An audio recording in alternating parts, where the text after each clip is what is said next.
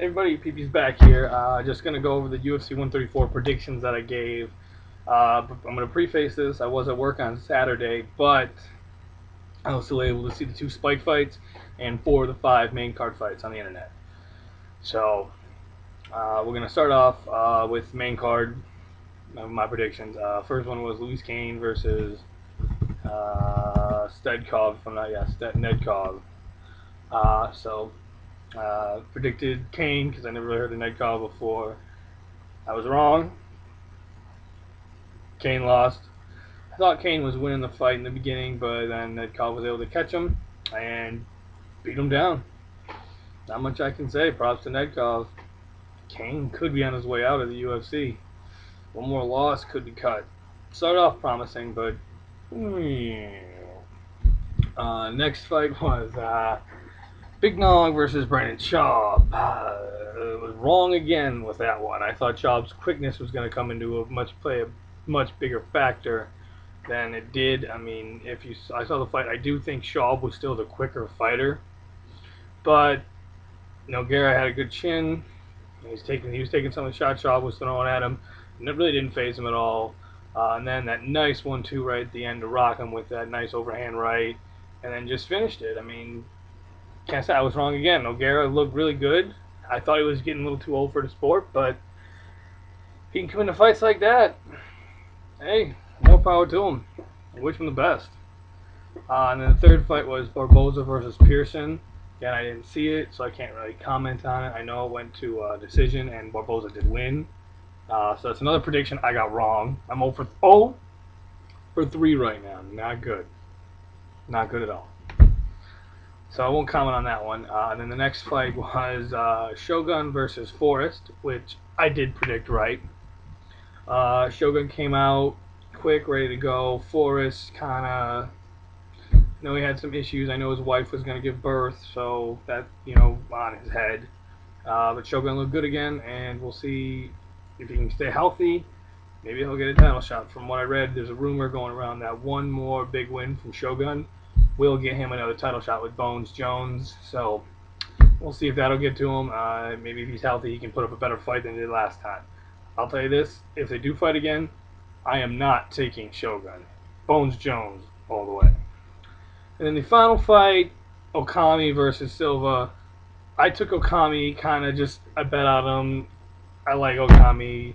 It's kind of like that. I had a feeling Silva was going to win, but I still went with my heart, take Okami. And Okami got shit rocked. Anderson's hands were down. Even before Okami can get off a punch, Silva was already punching him in the face.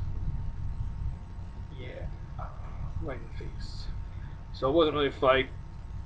First round was kind of boring. Usually Anderson Silva uses that to gauge, get his rhythm, get his timing down, his range.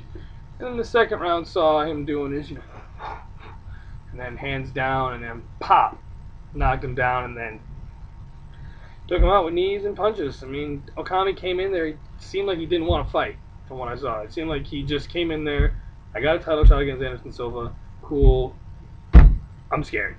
So he didn't really do anything. All I'm trying to say.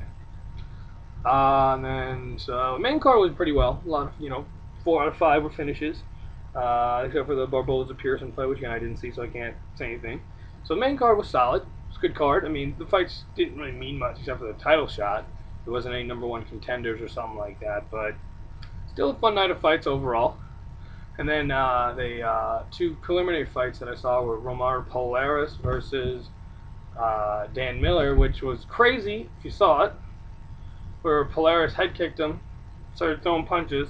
Herb Dean came over and Polaris backed off thinking he won when Herb Dean clearly didn't stop the fight. And then Polaris is up on a cage and Herb Dean had to go drag him down, and then Dan Miller almost won that round. Almost won the fight there because he was able to clip him, get him down, and almost, if there was more time, he could have finished him in the first round after that. So that was crazy. And Polaris is just big. Oh, huge middleweight. Huge. On top of him the whole second round, he punched himself out. Props to Dan Miller for being able to survive that. So, and then the other fight was Thiago Tavares versus Spencer Fisher. Good fight. I mean, Spencer Fisher kind of on his way out right now. Tiago Vargas looked good. I got his back. It was methodical. Punched him down. Good fight. So overall, it was a very, very, very good card. If I was watching it live, I would have enjoyed it. You know, it's a fun fight. Can I say? Like knockouts. So that's pretty much it. I also saw Fright Night in 3D. Actually, a really good movie. You know, surprising. I didn't know what to expect, but it brought back the badass vampire. You know, not the Twilight glitterly. You know, oh, I'm in love, oh, my soul, fuck that shit. It brought back that I'm just gonna bite you and fuck your shit up, vampire. Yeah, fun.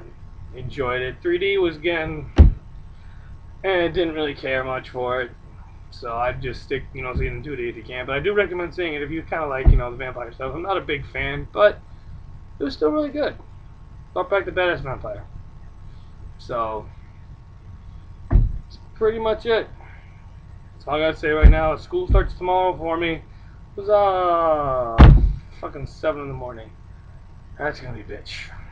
So, well, I'm gonna get out of here.